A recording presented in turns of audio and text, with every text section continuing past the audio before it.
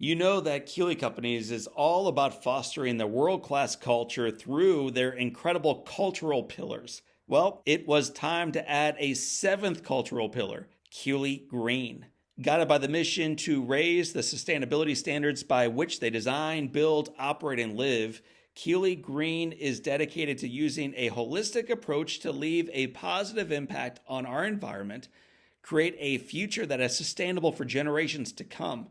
In the words of Rusty Keeley, we are just getting started. You can learn more about that just getting started mentality and all the work they do by visiting my friends at Keeley Companies online at keeleycompanies.com.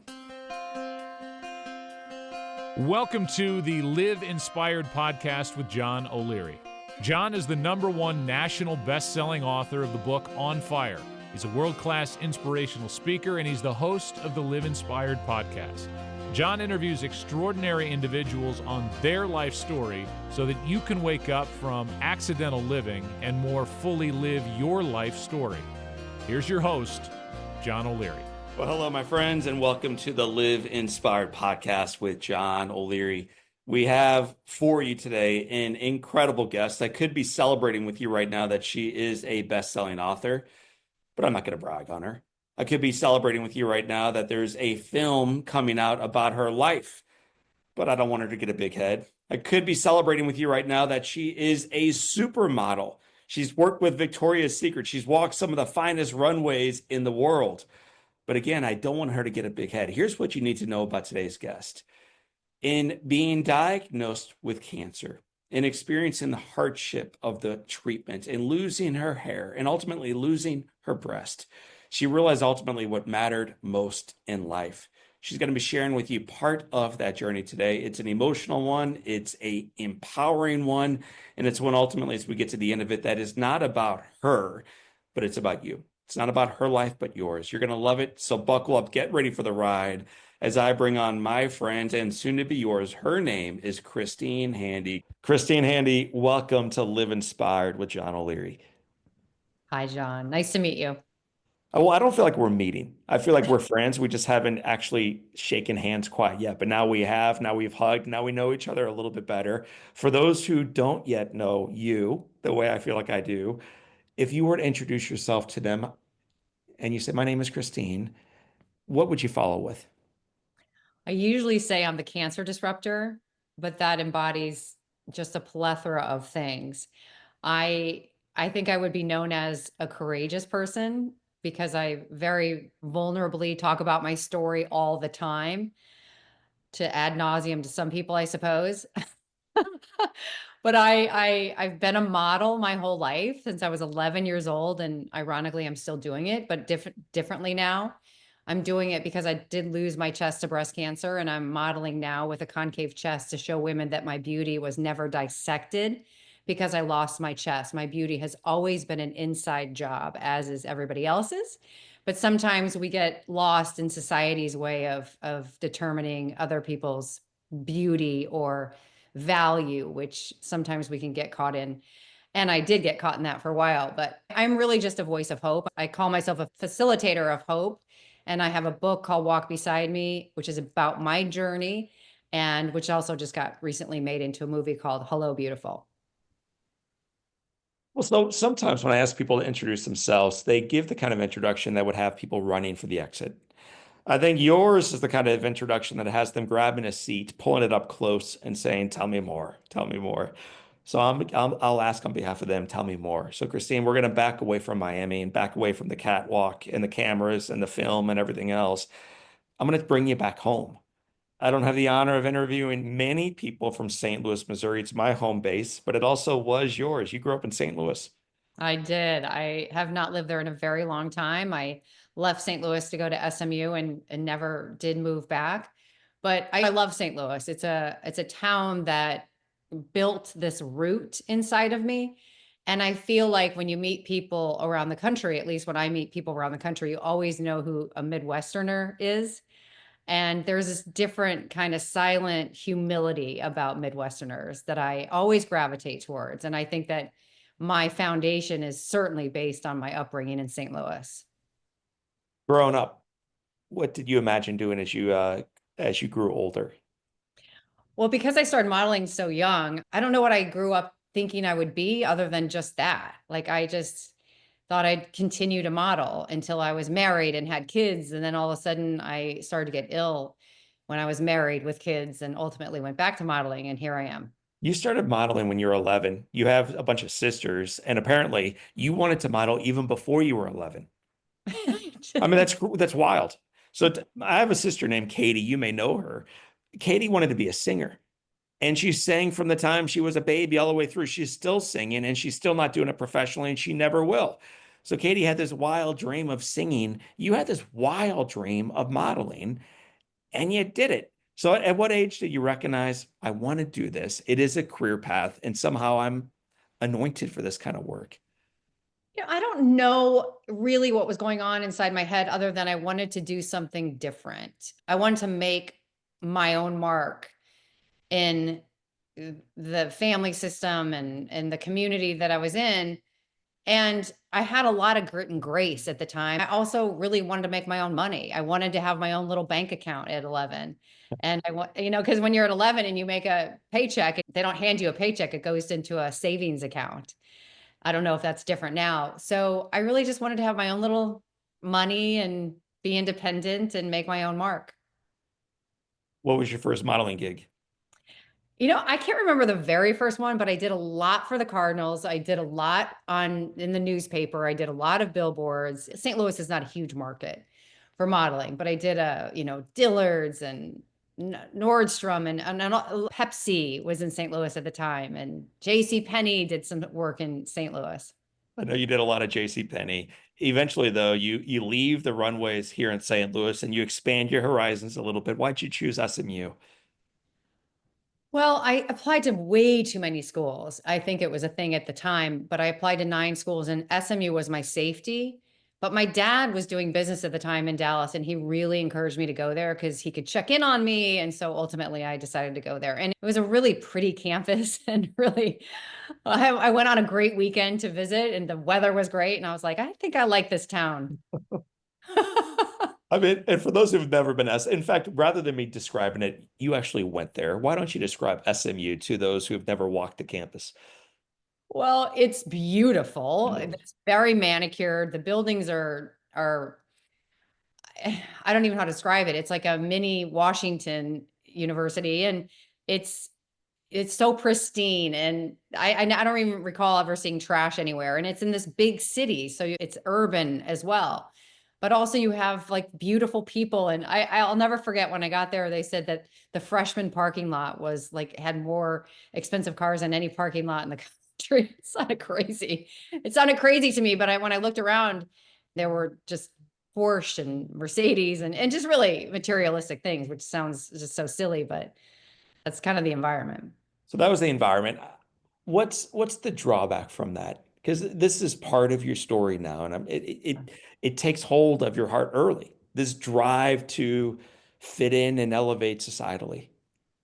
Well, it's funny because I always fell back on modeling. Even after I graduated from college, I still wasn't sure what I would do. So I went back to work. I went back to modeling.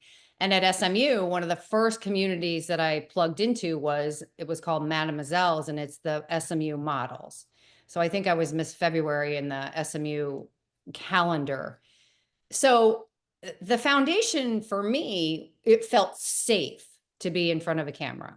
It felt comfortable to be a model because that's all I knew. Right. And so whether that's right or wrong, or whether people think it's right or wrong, doesn't really matter. That's where I felt comfortable. And that's where I felt like I should be. That was kind of my home away from home.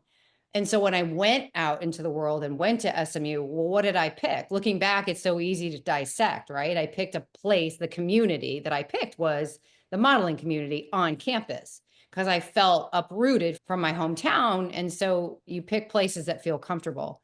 And so again, after I graduated from college, you feel kind of uncertain and I wasn't sure what I would do. What did I do? I leaned back into the space that I knew.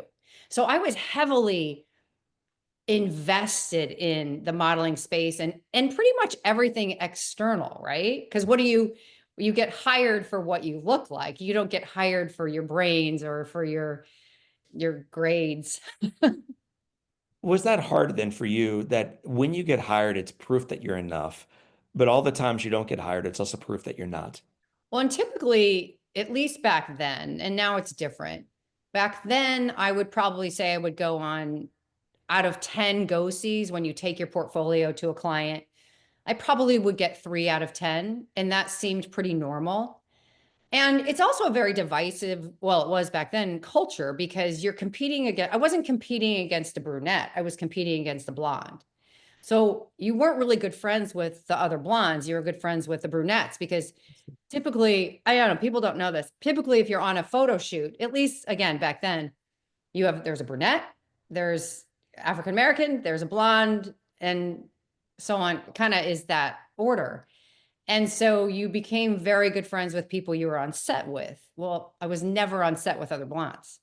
You do this at J.C. Penney, you do it at Guess, J. Crew, Pepsi, Bud Light.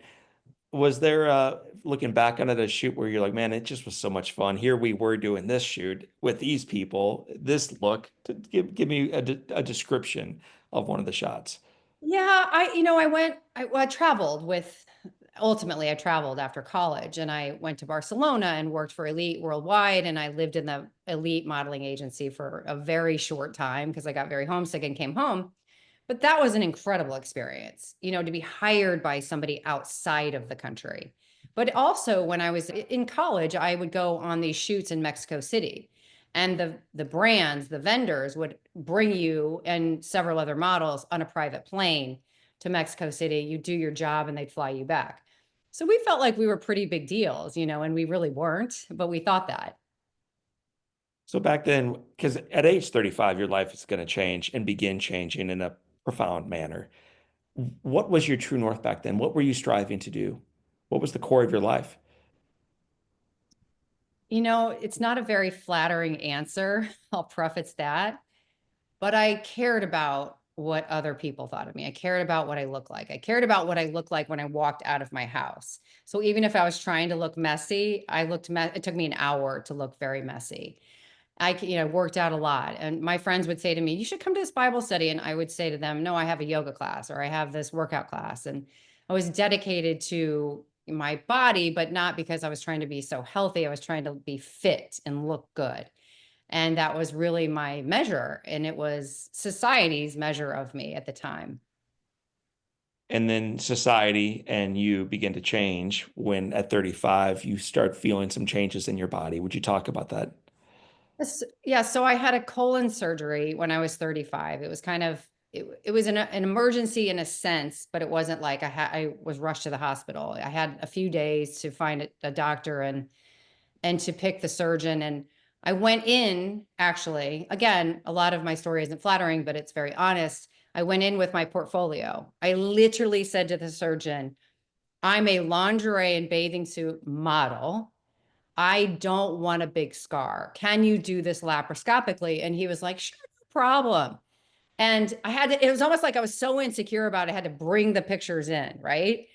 Which goes to show, where my head was at the time.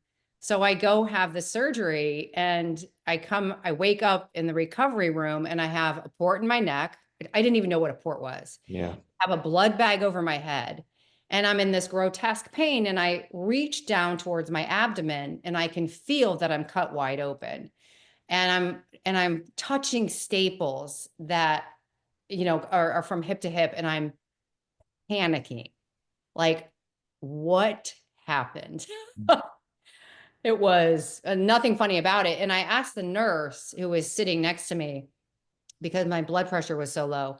And I garbled, kind of garbled some words together to say kind of what happened. I could barely speak. And she said, she kind of got cross with me and she said, well, your doctor will be in shortly. She Yeah. wouldn't even tell me.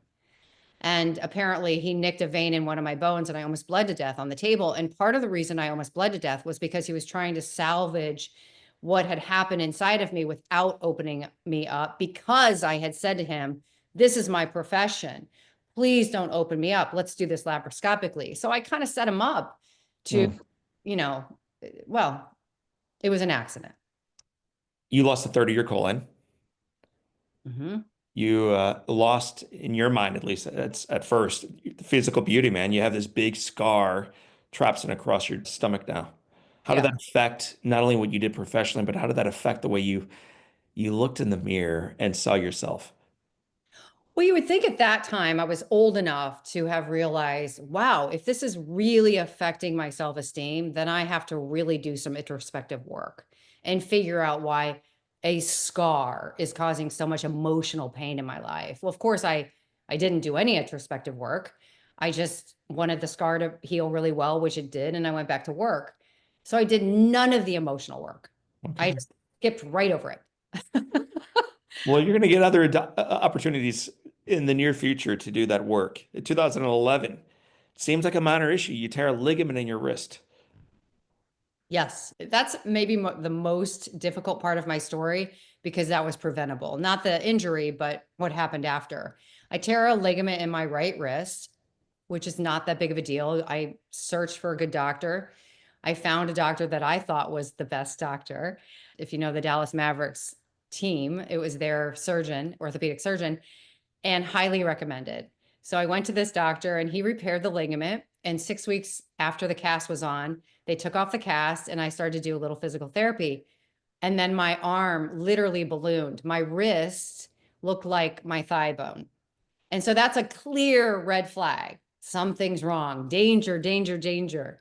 Well, the doctor, the highly recommended doctor, missed a lot of the red flags. Ultimately, it's a very long story, but almost a year into this, I went to see another doctor. Again, going back to the self-esteem, I felt like, people would tell me, they'd say, go see a second opinion. I'd be like, Yeah. nope, my doctor's the best. I'm good. He's telling me that this is RSD, which is basically your brain is telling your limb that there's pain and trauma, but there's really not. I believe him. I trust him. I don't want to see a second opinion. Ultimately, I did see a second opinion and I had an infection dated back to the original surgery. And it was misdiagnosed and ignored. And ultimately, I have a fully fused arm that was reconstructed by an amazing doctor in New York who felt such sadness that this happened to me. And it's reconstructed with cadaver bones and a cadaver Achilles tendon that was placed in there to kind of cushion the pain of really my future because I'm in chronic pain from that debacle. So you're in chronic pain. You're also opening yourself up for more scars. And yet, even still, it's not really changing what you ultimately are resting your life on and moving toward. Is that, am I kind of following the progression? Yeah, I mean that one really hurt because I kind of lost faith in the medical system. I lost faith in the doctor for sure. And I was starting to question obviously what I was focused on. I started to question what my future was going to look like, not because of the scars, but if I was really focusing on things that kept getting disrupted or things that could be taken away, then I wasn't doing what I was supposed to be doing, but I was confused. There was a lot of confusion in my life. Hmm. It's about to get more confusing. What Yes. happens next? So I'm in New York City. I found this amazing doctor who's kind of treating me with a lot of respect, which I did not have from the previous doctor. And for the whole year that I'm trying to deal with casts on my arm, when I'm showering, I'm putting my arm with the cast outside of the shower. And I'm essentially pouring liquid soap over my shoulder to wash my body because I can't really wash my body. So I'm in this hotel in New York City and I take this bar of soap because there's no liquid soap. And I take this bar of soap and I brush it over my left breast and I feel a lump. And I thought, there's absolutely no way I have anything wrong. I have no family history of breast cancer. I'm a healthy woman other than this infection, and I'm allergic to sugar. I eat healthy. I work out all the time. You name it. I don't drink. I don't smoke. I do the right things. And I ultimately 5 days later, I was diagnosed with a very aggressive form of breast cancer. So I've never had the diagnosis of cancer. I've been through a whole bunch of other things physically and emotionally, but I've never sat across from someone who said the words, it's cancer. Yeah. When you heard those words, what is that like?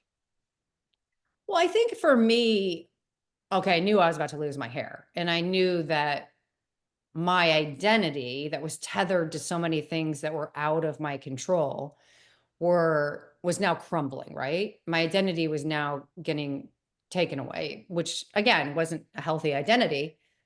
But my self-esteem was so low at that point that I really just thought, okay, I'm done. I am not going to fight for my life. I have lost everything that I thought was valuable, and nobody will love me. Wow. If I I'm mean, at not this point, you're married with 2 children. if I'm not beautiful, nobody will love me. That's what I thought. Even with your family. Yes. How long were you living with that as a whisper in the back of your mind?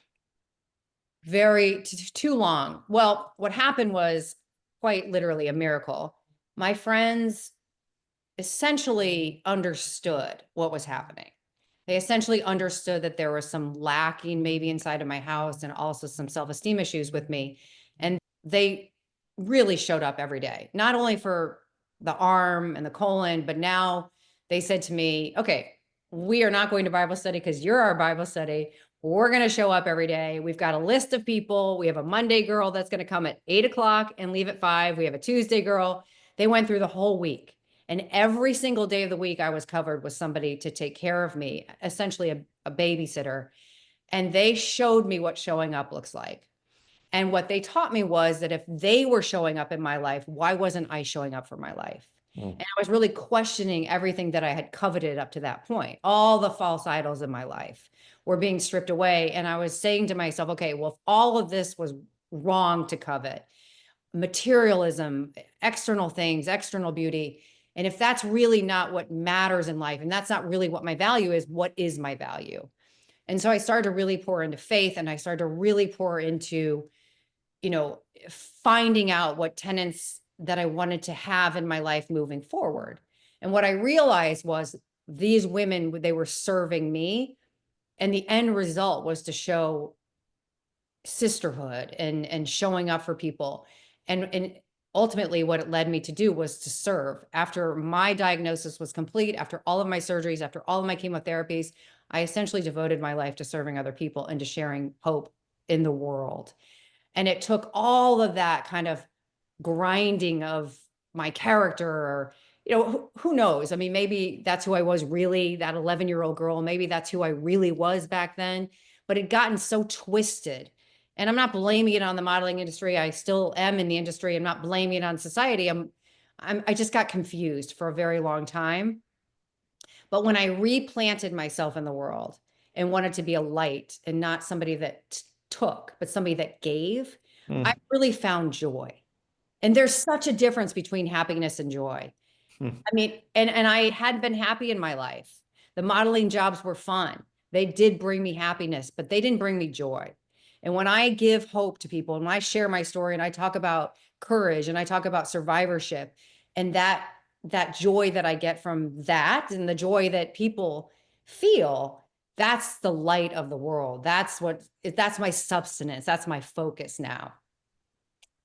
I've heard you say in the past there were 88 women who stood by my side, at least. There's probably more, but yeah, I mean, that's a ton. And it's A almost ton. like, I feel like there was such purpose in all of that. The pain was so great. And it's not like my story was different than other people's. It took me longer to get where I needed to be. So I'm curious. You mentioned several different times in several different ways that I was a taker. My focus was on the wrong things. I got swept up by society. What was it about this girl whose focus was on the wrong thing? She was a taker. She got swept up by society that these 88 angels and more saw beauty in, real beauty, not magazine cover girl type beauty, but real beauty that they would sit at your side from 8 to 5 rather than live their life. So what did they see in you that you did not yet see in yourself? Well, my character was deep down inside, right? I mean, our souls are who we are. And sometimes it gets confusing, and sometimes we just have to go back to that source. And so the kind of the grinding of the illnesses that I went through, it brought me down to nothing. And when you're down to nothing, you realize what really matters in life. And when I was realizing that all the facades that had been stripped away didn't ever bring me happiness, like my blonde hair no longer kept me warm at night. Well, what was keeping me warm? It was love, it was commitment, it was people. And when I realized those things, I realized that yes, I did have good character inside. It took me a while to find it back. Mm. And so by them saying to me, we do care about you, and we're going to give up our own families, our own resources, our own time to take care of yours during this trial. And if it goes on for a long time, it's not transactional. We don't need you to do something for us because we're doing something for you. Right. I think so much of our world is very transactional. And when I was done with my chemotherapy, I said, I'm never doing anything transactional again, ever. If somebody asks me for a favor, I'm not going to say, well, since you asked me for a favor, I want something back. I don't want anything back. I just want to serve. 28 rounds of chemo, Yeah. 12 surgeries, I think double mastectomy. In addition to your friends, what kept you going during this agonizing time? Well, for sure, faith, for sure, God. I rebuilt, it's funny what we listen to, and even our own voice, right? We can tell ourselves all day, you're not worthy, you're not lovable, you're not beautiful, you're not worth people's time, whatever these horrible things that we can tell ourselves. Or we can say, I'm a child of God. Right. I am beautiful because I'm made in God's image. Those are two different scenarios. And I'm going to believe either one of them. It depends on what you say to yourself. And so if I retrain my voice to say, you're a champion, God is good and you're good, and you're worthy of people's time and attention. If I meditate on that, then I'm going to start believing that. But it takes a long time to start believing things that you haven't nurtured inside yourself for a long time. And I went a measure beyond that. I decided that I was going to get rid of, kindly and gently, the people in my life that were taking me down, pushing me down, or leading me in directions that were not healthy. And once you do that, so now you've changed your own voice and you changed what you're listening to. I focused on faith-based music. And so that's what I listen to. I focused on different films and different TV shows and different things that I was watching. I only follow people online that are, hope facilitators as well. They're not showing the materialism of the world because I no longer care about that. Mm. So if you shift, right, but really shift in all those areas, then you're unstoppable. Mm. Because every voice you listen to is a voice of light, of faith, of hope. Was there a specific moment when it flipped for you? You whispered, but I'll make it a little bit more of a roar, that you weren't sure you wanted to live. And specifically, you had a date and a plan to take your own life. Like this wasn't something you were struggling with. It was something you almost knew to be true. Like you did not necessarily want to live through this thing. Was there a moment when you recognized, you know what? Yes, I do. And it is on. I'm all in. Well, I mean, we talk about these things so quickly. We talk about getting a diagnosis. We talk about having a third of your colon removed. We talk about having your arm fused. There's physical pain, there's emotional pain, there's trauma, there's duress. There's all of these things that we don't, right, talk about in an hour podcast. But by the time I was diagnosed with cancer, I wasn't taking care of my kids because I was trying to figure out how to live a life with a fused right arm, how to drive a car, how to pick up a pan because my doctor said I would never carry anything over 2 pounds. I had to move the toilet paper to another side. There's things that we don't talk about. And you get to a point where you're like, okay, you have cancer now and we can't start your chemotherapy because it will destroy the grafts in your arm that they just used to rebuild your arm. And I was like, forget it. I am a mother, then I can't take care of my children. I'm a wife and my husband doesn't even know who I am because I can't take care of myself or him. I can't remember the last time I cooked a meal for my family. So you feel it wasn't just a bad self-esteem. I was losing the jobs that I wanted so badly. I wanted to be a wife. I wanted to be a mother. And I couldn't perform those duties at all. And so I was like, okay, I could already not perform those duties. And I'm about to go through 28 rounds of chemotherapy and put my kids out and put my family out and not show up at my kids' games and not go visit my son in school. I felt worthless. And I thought truly if I take myself out of this equation, my husband will find another wife. My kids will, it will be better for them to have constant attention. How's your mom doing? It was their attention to have, not mine. And so I was so distraught over taking so much out of my kids' life that I thought, I'm going to take myself out of this equation and it's going to be better for them. Again, it's a distorted thought. It's a distorted perception, but that's how I felt. And it was when I started to talk about really taking myself out of the equation where my friends were like, oh no. Oh no, no, no, because you're distorted. And this is how it sounds to us. And when you get through your chemotherapy and when you survive this, you're going to have a story to tell. And it is your job to be here to talk about it. The other thing they taught me was it wasn't a sacrifice for them to show up for me. It wasn't a sacrifice for my family. It was a privilege. And I couldn't figure that out. But eventually, a couple months into this chemo thing, I was like, you know what? When I was bringing stuff for the nurses in the chemo ward, when I was helping other people who were sitting next to me who just lost their hair, it was a privilege to serve. It was a privilege to help other people. And I finally figured that out. And it was like a clock just like clicked. Wow, this serving thing, it matters. And that ultimately rebuilt my self-esteem. So I've written down a bunch of the quotes that you've shared, either in your book or just through podcast interviews, talks that you've given. Here's one of them. And I'd like you to speak to this quote from those who don't necessarily agree with it. Okay, so here's a quote from you. It took my friends to teach me that not only was life worth living, but that they and that God would never forsake me. For those right now listening to our conversation who don't have that group of angel-like friends who sit with them and they don't have that strong, enduring faith in God who will never forsake them, what's your encouragement to them? Well, I depended on things that were outside of me. I depended on things that were not focused on God, and it got me nowhere. I was lonely. My self-esteem was corrupted. And when I did finally just say to God, okay, I'm down to nothing, rebuild me, he rebuilt me in a way that gave me courage. Life is lonely. You know, we all go through illnesses and things that we feel very alone going through. Well, if you add God to that, you don't really go through anything alone. So I would encourage you to investigate what that feels like, because I feel completely different and I feel whole now.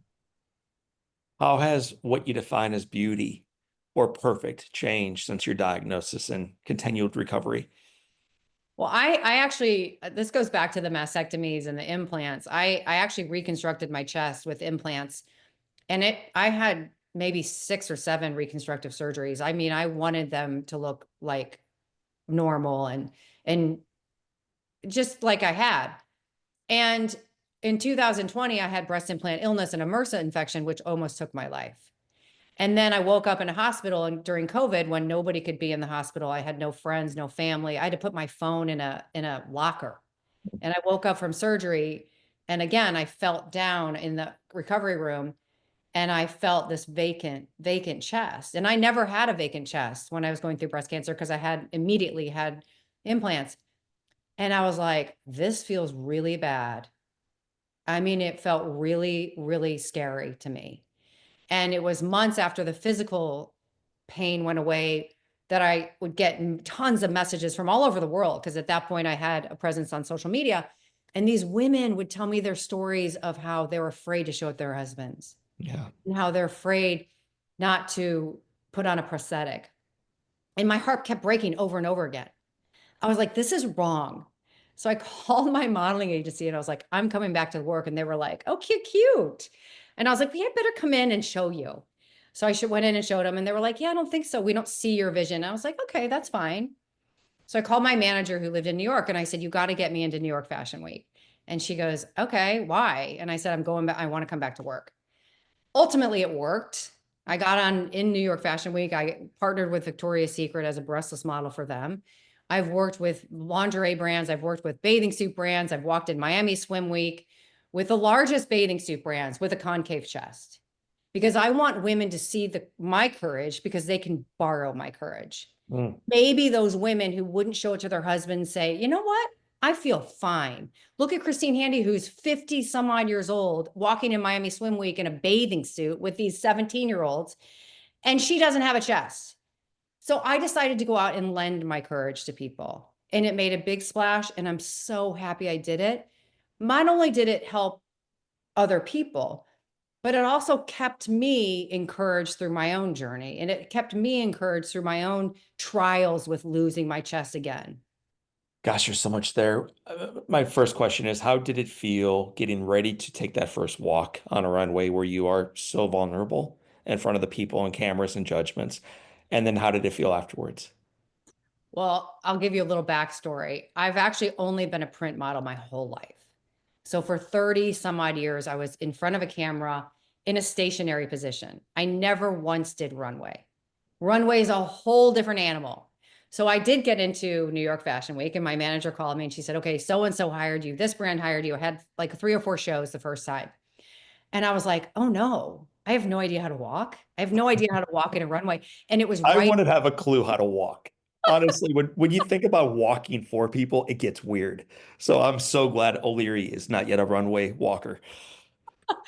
So I was like, oh boy, I have to really show up. I am now committed to doing this.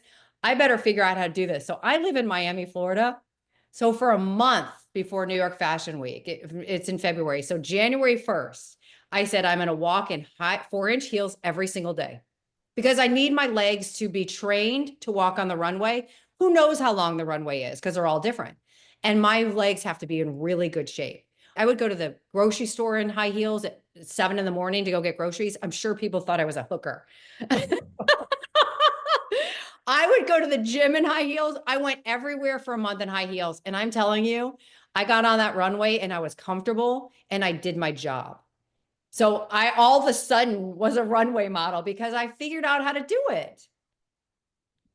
So I got a bunch of quotes from you, from your book, from your work that I want us to have you speak directly to. Here we go. I lost my breasts, but I found my worth.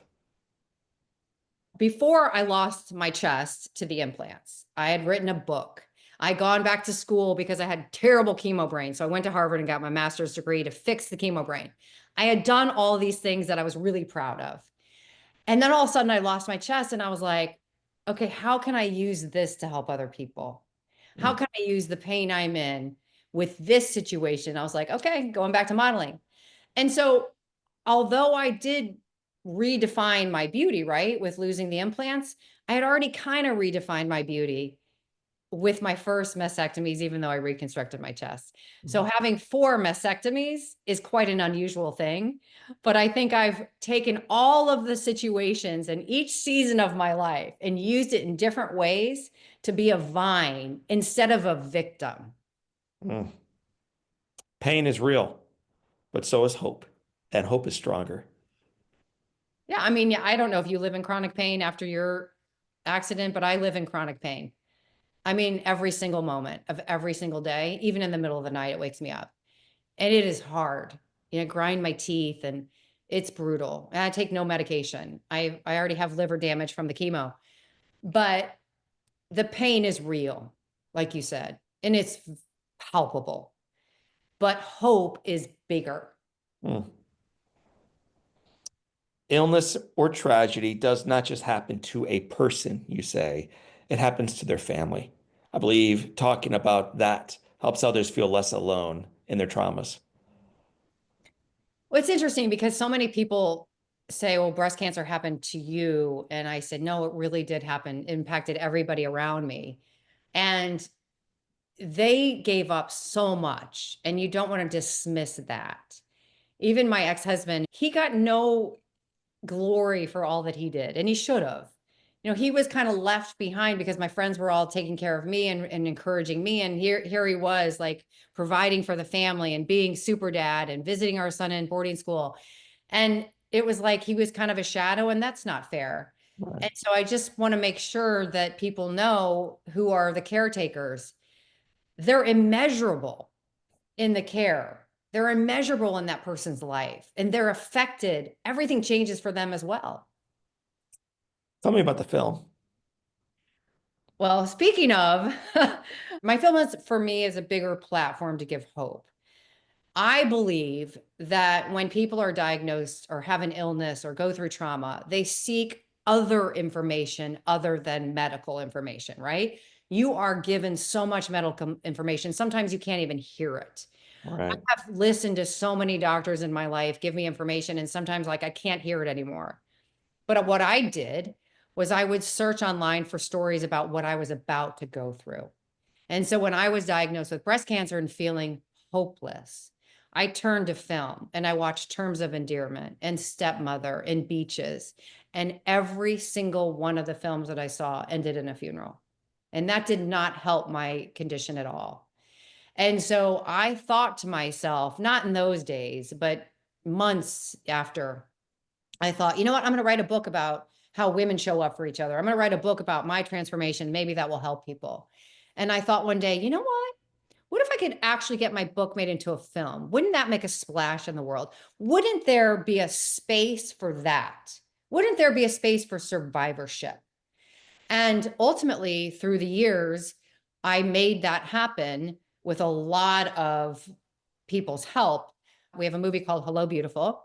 We are showing survivorship. We are showing a beautiful, but also very painful story about what people go through during chemotherapy. But it doesn't end in a funeral.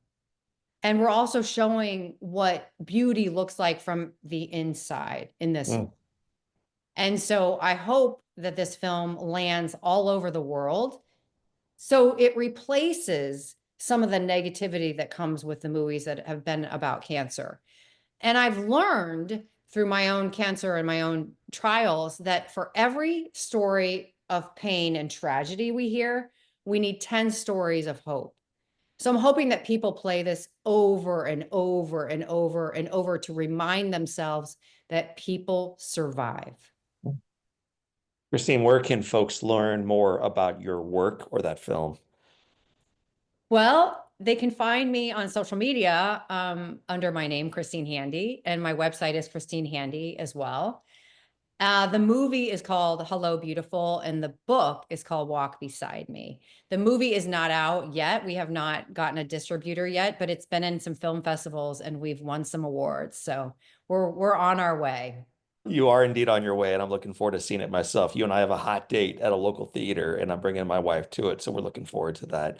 We have 7 questions, Christine, that we guide all of our guests through before we let them go from the Live Inspired podcast. The very first question is, what's been the most impactful book you've ever read? The Bible, Is there a book within the Bible that in particularly moved you? Psalms. Wow, big one.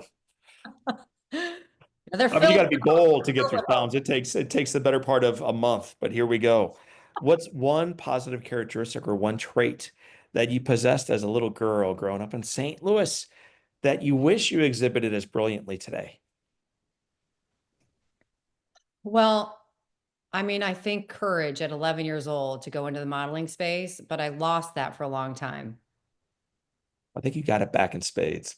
If your home caught fire and all living things are out and you have an opportunity of running back into that home outside of Miami and grabbing one thing, what's the one thing you would grab?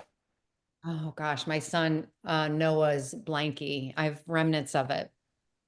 What's it mean to you?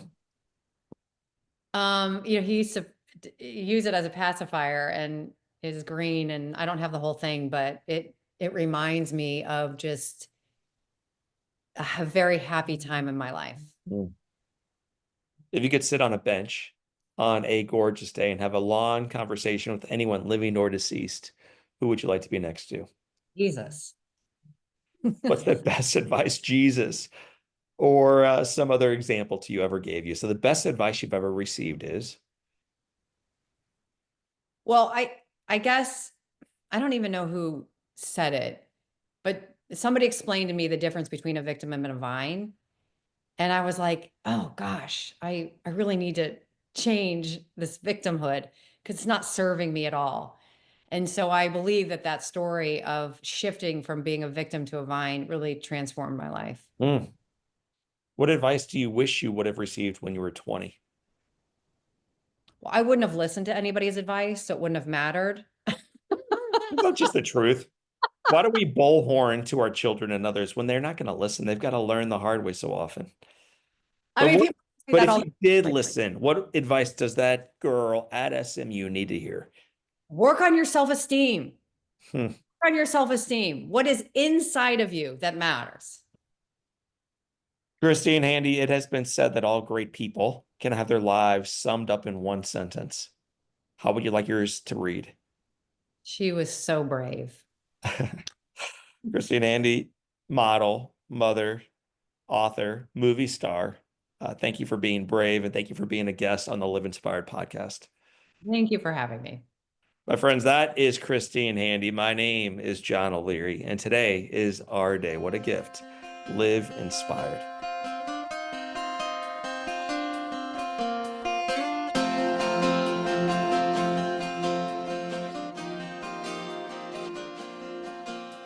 Well, my friends, there were so many takeaways from this episode. One of the comments that I wrote down was, yes, pain is strong, undoubtedly, but hope is stronger. And I choose hope. If all of this talk of overcoming pain with hope, of understanding ultimately what real beauty looks like in your life has moved you today, and you want to take the next right step forward in your journey, you want to listen to another podcast that celebrates this in your life, can I encourage you to check out episode number 41 with my friend, Leah Darrow. Leah is an amazing human being. It was an incredible podcast. She also is a supermodel. I know, like O'Leary only hangs out with supermodels these days. Years ago, I recorded this conversation with her, and it was awesome. You'll know why I'm saying that when you check it out at episode number 41 or by cruising with me right now to johnolearyinspires.com/podcast. And in the show notes, we'll have a link that will take you right into Leah Darrow's conversation. My friends, I want to thank you for tuning in to the podcast for this time. And until the next time, my name is John O'Leary, and today is your day. Pain is strong, but hope is stronger. Today's your day. Live inspired.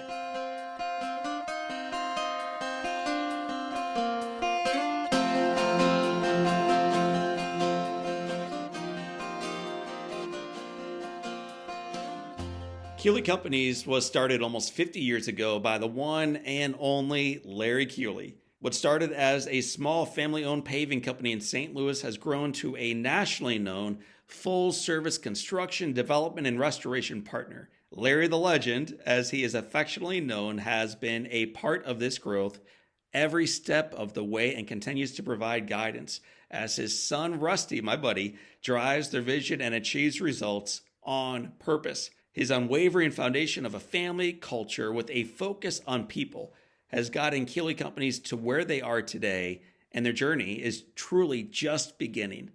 To learn more about Larry the Legend and Keeley Companies, check them out at KeeleyCompanies.com.